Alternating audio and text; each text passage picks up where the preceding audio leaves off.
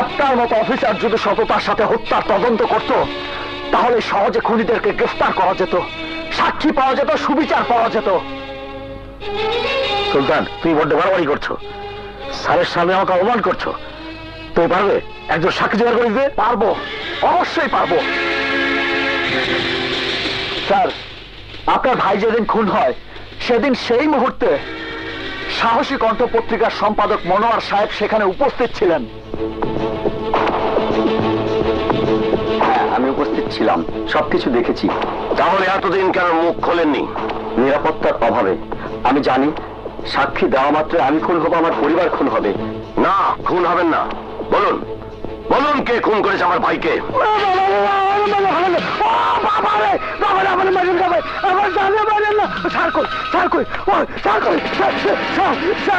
আমি সব করতেছি স্যার, স্যার আমি সব করতেছি।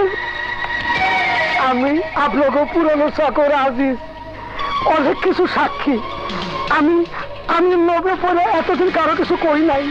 যদি সব খুলে কই তাহলে ঘরের মানুষ ফাঁসে যাবে, আপনজন পর হয়ে যাবে। স্যার, ঘরের মানুষ কে? বল।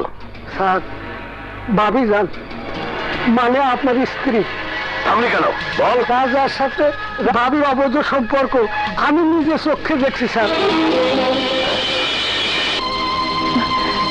সেই রাজাকে দিয়ে 10 লাখ টাকার বিনিময়ে ভাবি আপনার ভাইকে খুন করেছে স্যার।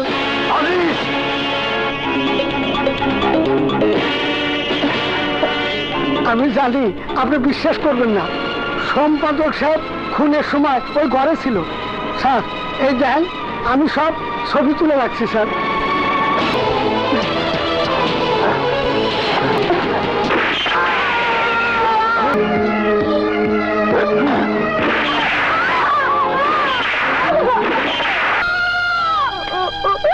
কাঁদিস না রুমু, আয় আমার কাছে আয়। ওকে ছবি না, ও পাপী। ওর সাথে সংসার করে আমিও পাপী। তাই তাই নিজ হাতে ওই দুষ্কৃতী খুনি স্ত্রীকে আমি খুন করলাম। চাচা, তোমাকে আমি ভুল বুঝেছিলাম, কিন্তু তুমি কি করলে? আমি ঠিকই করেছি। এতদিন যে পাপ ঢাকা পড়ে গিয়েছিল, আজ সেই পাপীদের চেহারা বেরিয়ে এসেছে। আমি শুধু এখন রাজাকে চাই। স্যার, আমি পুলিশের পোশাক পরে অনেক অন্যায় করেছি।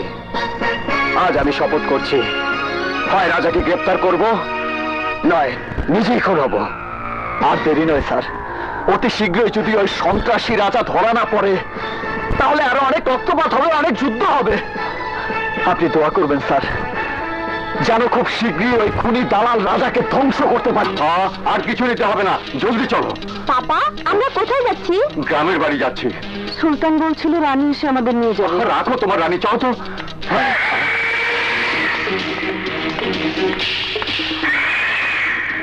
তোর পোলা কই?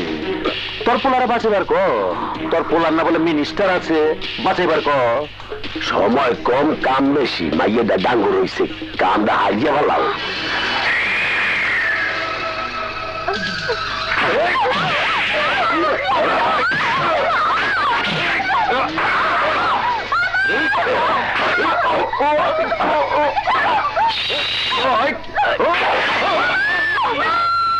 এটারে ক্লিয়ার করে দে।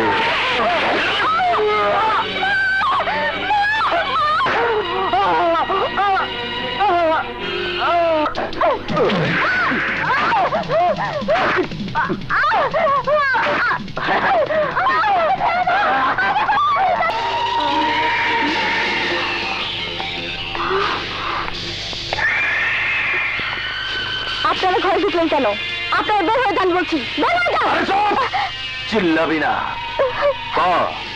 তোর ঘুষ করে জামাই কই? জলদি কত জামাই কই?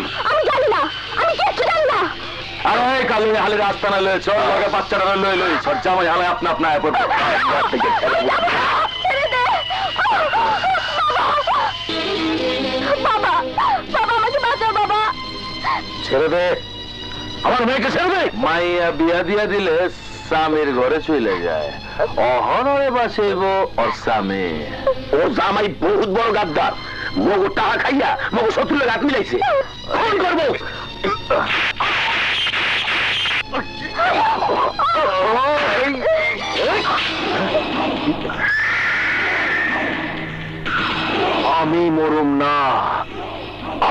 না।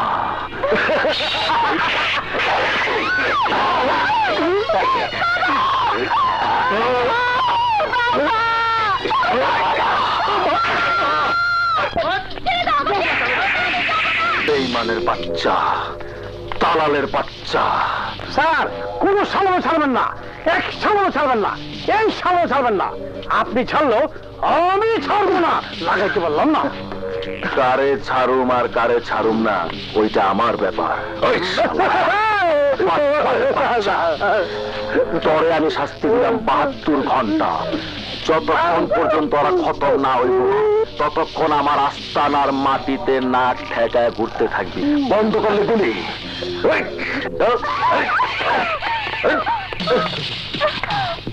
এই, তোর মনে হয় না তুই আমার লগে বেইমানি করছস? আরে এমন কোন মাইয়া মানুষ নাই যে আমার নজরে পড়লে তার লগে আমি ফুর্তি করি নাই, সির্ফ তরে ছাড়া। তরে দেখলে আমার বুকটা ভইরা যায়, তাই তোরে ভালোবাসছি। কবুতরের বাচ্চার মতো ছায়া দিয়ে তোরে পালছি, আর স্বপ্ন দেখছি আমি রাজা আর তুই আমার রানী। আবার কলজাটারে তুই আগুন দিয়ে জ্বালায় দিছস, আর তুই আমার একটা না ব্যাপারতে। এত সহজে আমি তোরে মারুম না, তোরে আমি টুকরা টুকরা কইরা ওই মাগুর মাছ খাওয়াই দেবো। যা আরেকটা সুযোগ সাজালে আগা অগন আগরা হন আগে একটু ফুর্তি ফার্তি করে যা।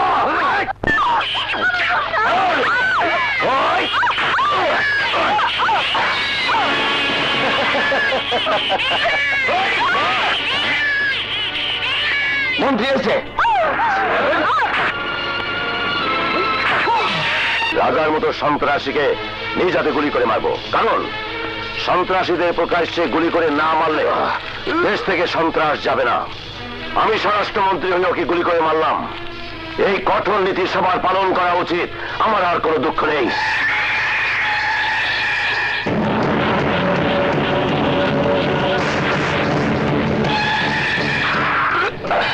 মন্ত্রী সাহেব, আপনার নিশানা বহুত চমৎকার, তাই সালাম না করে পারলাম না। দোয়া করেন। সালাম আলাইকুম। সালাম আলাইকুম।